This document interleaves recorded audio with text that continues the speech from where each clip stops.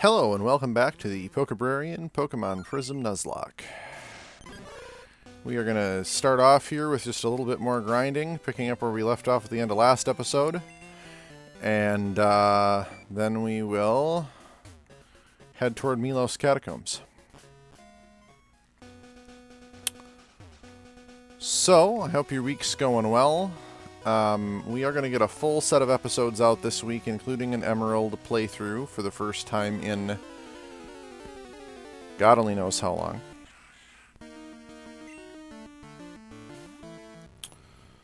And, yeah, we're going to have a good time.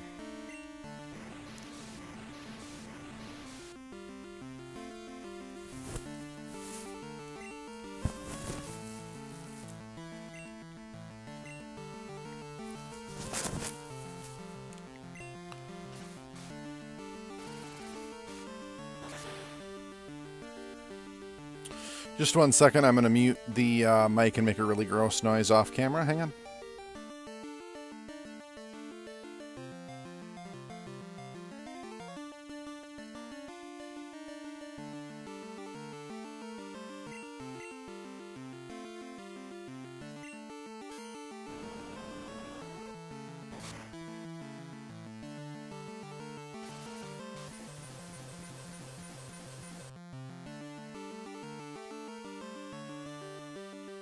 And we're back. Sometimes it's allergy season and you have to blow your nose and you'd like to not do it right in the microphone. Good lord. This is not going super well. Let's get Eudora in here. Alright.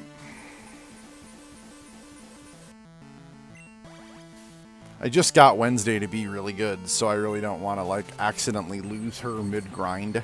Seems like a waste. Bye, Lombre.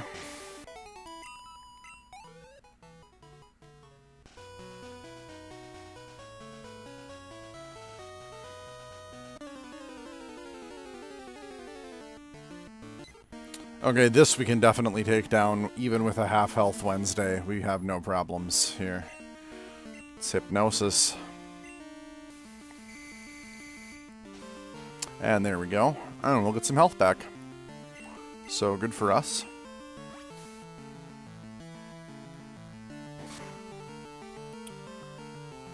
No more Pidgey.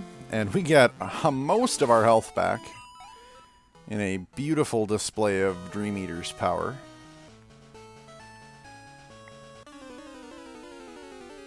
Also, Dream Eater is a Psychic-type move, which means that it will be really good against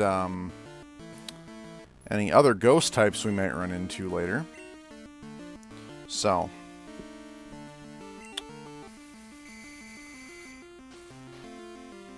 Anyway, yeah, it's been kind of a crazy weekend. As I mentioned in Tuesday's video, I'm recording these on Monday in the early morning. It's currently about 2 a.m. on Monday. This is where my free time comes now, is after everybody else is asleep on Sunday nights. I've been battling allergies and migraines and other fun stuff all weekend, and we've also had some drama in our household. My roommate, well, our roommate, my wife and I have had a friend living with us, and he was unexpectedly forced to move out of our house for a temporary period of time. Due to circumstances beyond all of our control. Hopefully, by the time this episode airs, that will all be resolved, and he will be back with us. But it has made our weekend and his weekend very stressful, because we've been... he's been living in a hotel. So.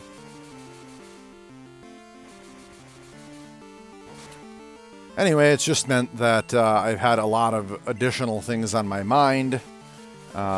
which is why I'm crushing out all these recordings at once in the middle of the night on Sunday night into Monday morning. But it's the first time I've really felt well, physically, and not been distracted by other things going on all weekend, so we might as well. Now that I'm back to the multiple half-hour episode format, which is going pretty well.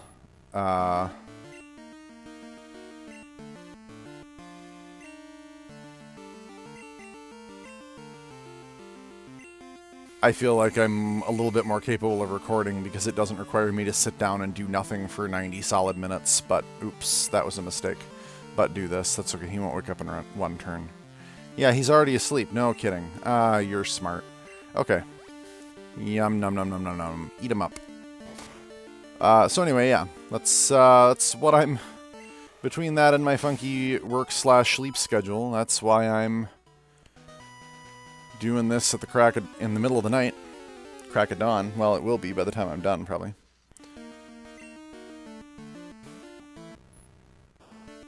It's fine, I no longer sleep like normal people.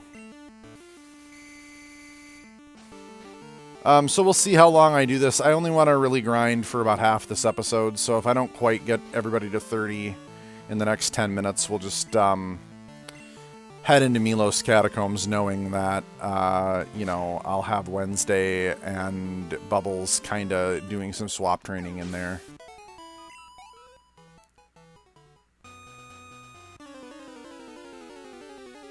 Which should be fine. I'm not too worried about that part.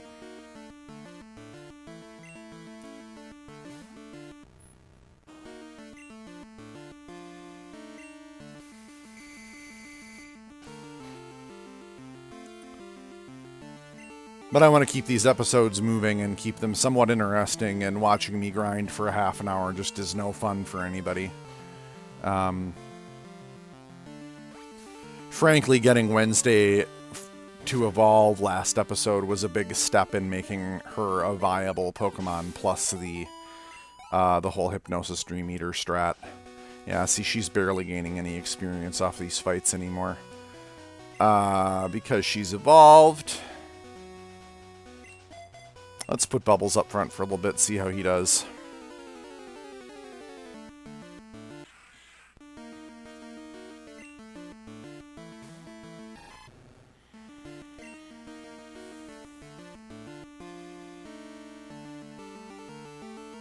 Of course he's fighting a grass-type Pokemon. Of course, why not?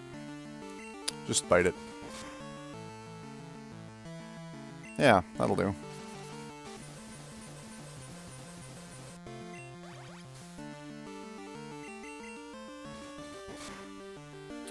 There we go.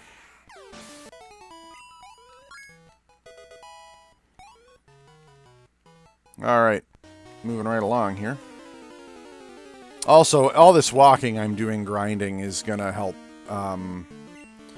get Rar some levels in the daycare, so that's also just a fine thing. We are not sticking in for a fight with an electric Pokemon. No thanks. We'll swap this.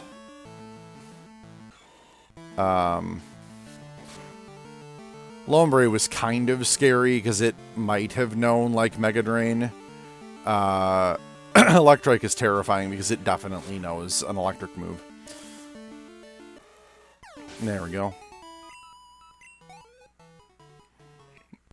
But that's what Fungi is for.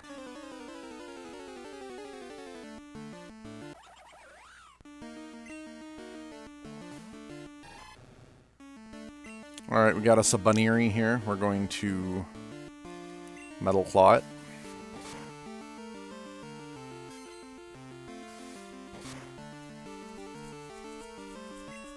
A couple times, I guess. There we go.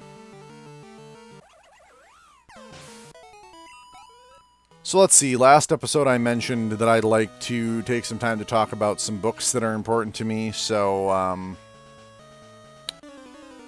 you know, the grinding time seems like a good time to have that conversation. We got another 6 or 7 minutes. That should be enough time to talk a little bit. My all-time favorite book is The Lord of the Rings by J.R.R. Tolkien. Yes, that is a weird book to like as a modern, socially conscious individual. It does have its problems, I'm aware. However, it is a story that is intrinsically about hope, that is about light overcoming darkness, and goodness coming out on top, as it were. And for that, I will always appreciate that book. It also has some religious and spiritual symbolism that is significant for me personally, but that may not be true for everybody. To me, it's an inherently hopeful story. Frodo's quest and the way in which he and Sam and all of the characters really choose to fight to remain hopeful in the face of mounting evil and oppression that tell them to lose hope and to give up. I think has a lot to teach us even today about how to resist evil while maintaining our own internal moral compass and our own internal hopefulness. So there you go. That's the short version of why I like The Lord of the Rings. The long version of why I like The Lord of the Rings is, oh my gosh, have you read The Lord of the Rings? Have you watched the movies? They're fantastic fantasy stories that are sort of the archetypal fantasy story. They contain everything that, you love about fantasy books. Elves and dwarves and magic and wizards and, I don't know. If you've never given them a try, I would really encourage you to do so at least once in your life. And if you hate them, you know what? If you find them too problematic to enjoy, if you have a negative opinion of Tolkien, due to, the flaws that he did have as a person, I can't fault you for that. They're just special to me, and they hold a dear place in my heart. So, yeah, check him out. I mentioned I love Brandon Sanderson. Patrick Rothfuss is a great author.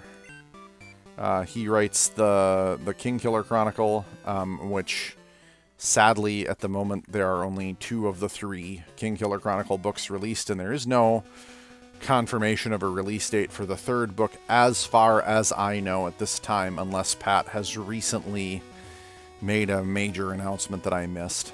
I have met Patrick Rothfuss a couple of years ago at NerdCon Stories. Pat's a really cool guy. I wish him all the best. I know that completing this series has not always been easy for him, so I'm quietly in his corner, excited to see where he's going to take us with the end of the story, but I'm not one of these guys on the internet who just expects that,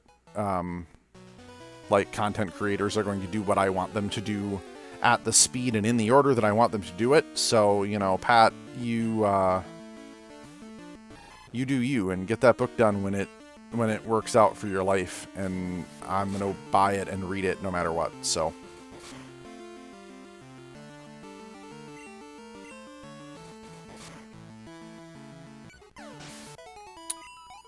yeah, Patrick Rothfuss is also a Midwesterner like myself. So that's kind of a big draw to his work for me.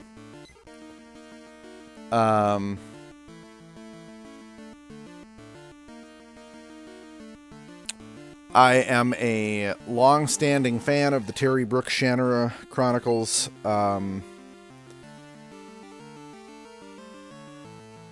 They have their own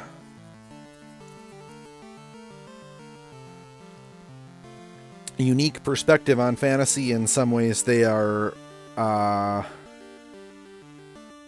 more diverse and unusual take on a fantasy world, in that they are, without giving away any big spoilers, the series starts off as hard fantasy, and then over time it's revealed that it is in fact post-apocalyptic.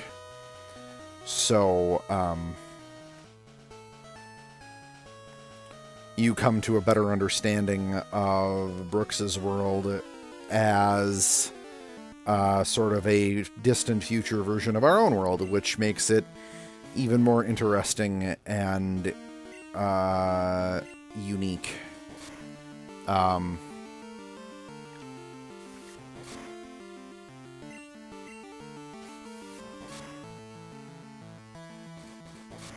Honestly, if I'm recommending a book to start with in that series, similar to the way that the TV show handled it, I would recommend that you start reading the Elfstones of Shannara. The Sword of Shannara is good, but it's much more derivative than his later work, and it can be kind of a slog. It's kind of a long, meaty, dusty book that also feels very much like any other fantasy book that you've ever read. So, you know, you can and should start there if that doesn't sound like a turnoff to you. But if you're concerned that, you know, something that's just more of the same and that is kind of long and windy might turn you away from him as an author, then I would encourage you to start with the Elfstones so that you don't miss out on the experience of appreciating Terry Brooks for the really amazing fantasy author that he is, just because his first book was a first book, you know. And then once you get through Elfstones and Wish Song, you know, there's so much in that world. He's still writing.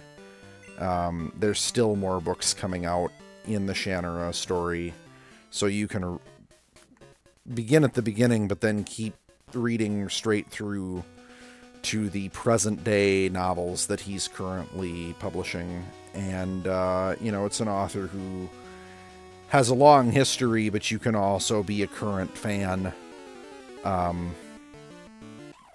So that's kind of neat. There's not too many authors that have been writing as long as long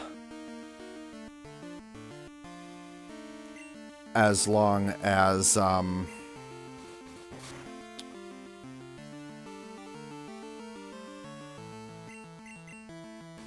he has. So, all right, well, we're a little past where I said we were going to be, so we're just going to move on to Milos Catacombs here. We'll leave Bubbles out for... Oh, well, no, we're going to get in a trainer battle that I forgot about. I just caught 3 Pokemon. Time to make them fight. Yeah, because just catching Pokemon and then immediately fighting with them is how this works, right?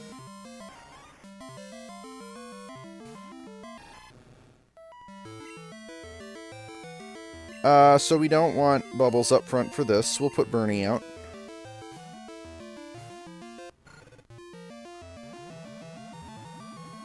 And it's gonna poison me. Okay. That hurt a lot. Let's burn it to the ground.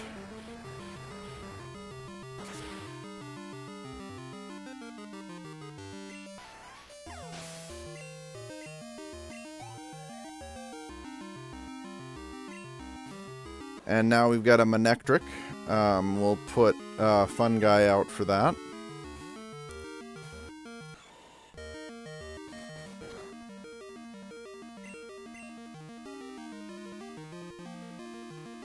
Let's, I don't know what's better. Let's Mega Drain it.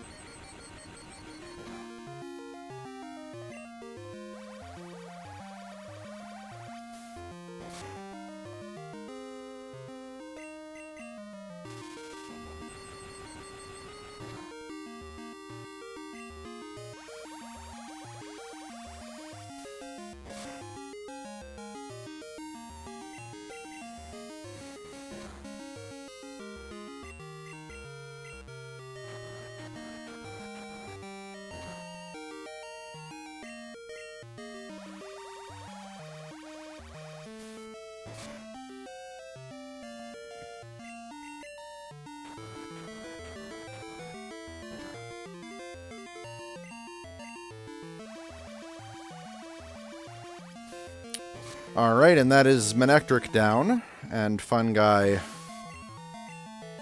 Ooh, Bernie's level 30. That's good. That needed to happen. Fun Guy gets a bunch of experience. And Estelle's got a Vulpix, so we're going to switch again. So she's kind of got her little trio here. Let's send Bubbles out for this. I think that'll go pretty well, provided it doesn't have some stupid coverage move. It's Aqua Jet. Yep, that'll go really well. There it goes.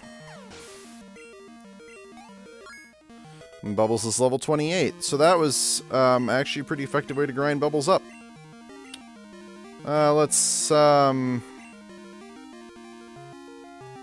Scary Face for Agility. I can't see myself using Scary Face. But Agility has its uses. Alright, and Picnicker Estelle was defeated. Well, that was a bit of fun at least, she says. And we send some money to the bank.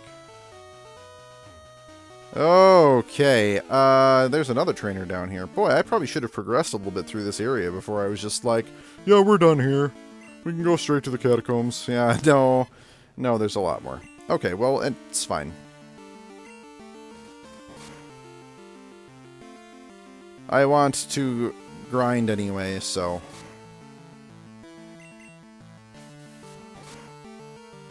we'll just deal with these guys.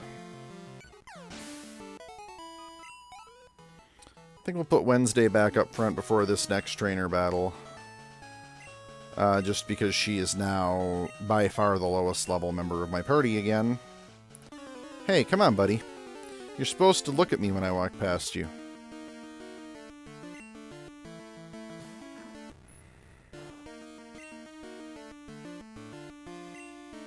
Oh, well that didn't do anything. Because I can't push buttons, apparently. That also didn't do anything. Oh, Lord. That hurt. Come on. No. It would be good if I could hurt you sometime today, please. One more try with the Hypnosis. Come on. Dark Pulse?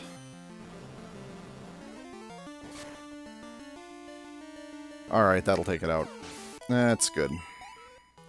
I was getting mildly concerned about... there, now. See, I didn't even have time to heal. Just had time to catch these, he says, and it's youngster Willie. He's got an Aeron. That's a weird choice, but okay. We're going to switch right over to Bernie.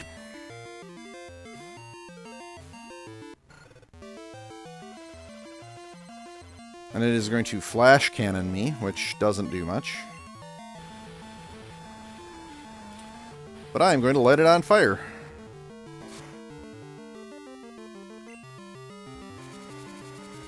And then it's going to Dust Devil, which is, oh wow, a really terrifying ground type move that I need to get out of. I need to get out of here. Okay, Fun Guy, let's chop it with your choppity chop chop.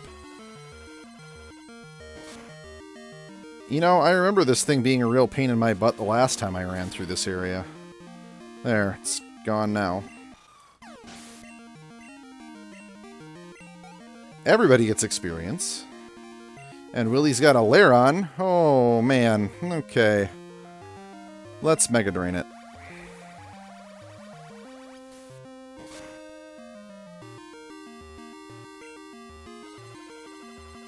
Which does heal me enough. Nope, we're gonna have to keep that up.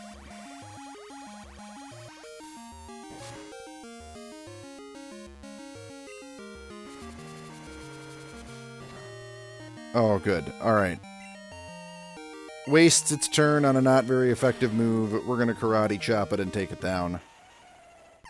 That's the end of the Lairon. Fun Guy is level 31. Youngster Willie was defeated. Ugh, no fair. Money in the bank. And here is Pokemon Center, which we are going to take advantage of immediately. Okay.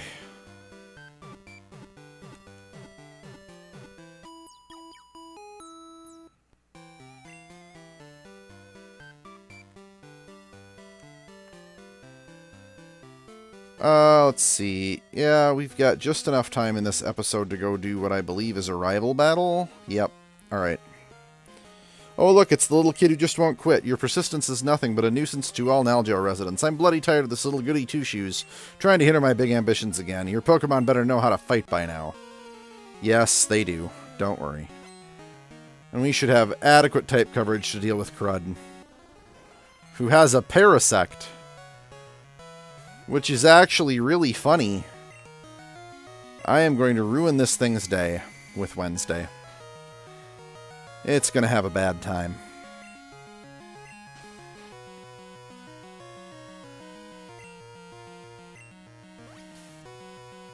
And we are going to Dream Eater it, which is going to do a lot. And it's going to stay asleep, and then we're going to Dream Eat it again.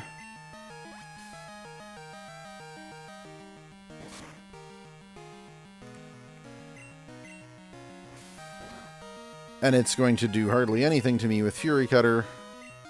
Oh, of course, I can't Dream Eater it. I better be careful.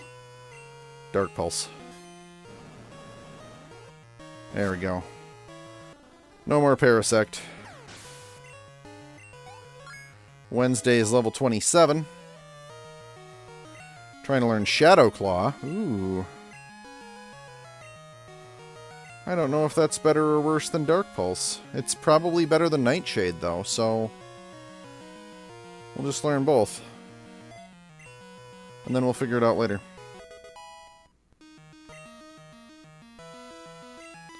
Crud's got a Shelgon. Oh, there's his Shelgon. Okay.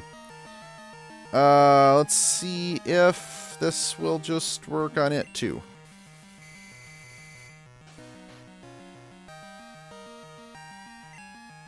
Seems to have.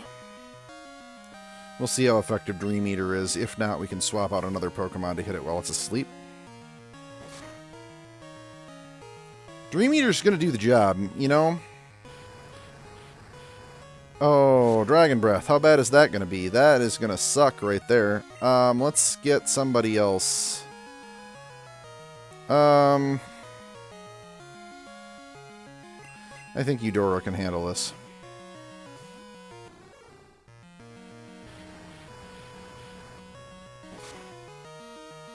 Yeah, she's tanky as crap. He can't do anything to her. And we're going to get the Paralyze off, slow it down.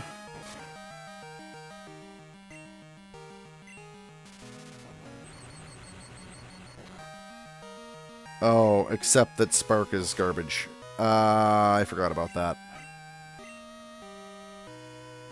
It was a good matchup until...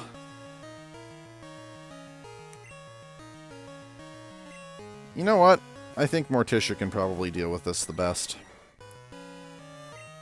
He is a problem, but I think if we Sludge Bomb him... Get that... Oh, we won't be able to poison him, but it's a high damage move. Yeah, there we go. Gone. Alright, what's coming out next? Eudora's level 32. That's good. Crud's got a Scyther. So we're just going to fly.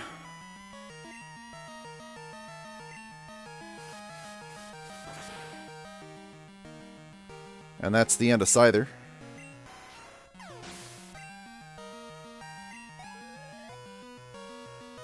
And then he's got a Sneasel, which will be good for Fun Guy, who can just Karate Chop it and finish it off, the same way he did with the one in Edison's gym.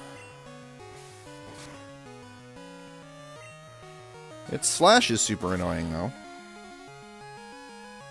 There we go. Takes down one shot. Morticia's level 31. There we go. Crud was defeated. I'm not hard enough on these wimp Pokemon. And we get 1,800 Pokédollars, send some to the bank. Look, I do what I gotta do, okay? A guy like me doesn't need to explain himself. Just leave me alone. Yeah, well, I'd be happy to. Let's go back to the Pokemon Center. We will call this an episode. Thanks for bearing with me through that grinding. I think it's going to make Milos Catacombs a lot easier to deal with. And we even finished it off with some trainer battles and rival battles, so not too bad. Thanks again for tuning in. Hope you liked the video. Please like, comment, subscribe, and hit that notification bell so that you see all of our new content. Also, check me out on Twitch under the same handle, Pokébrarian. Thanks again to everybody in the Pokébrarian community for making this a successful channel and for all of your support. And we will see you guys next time.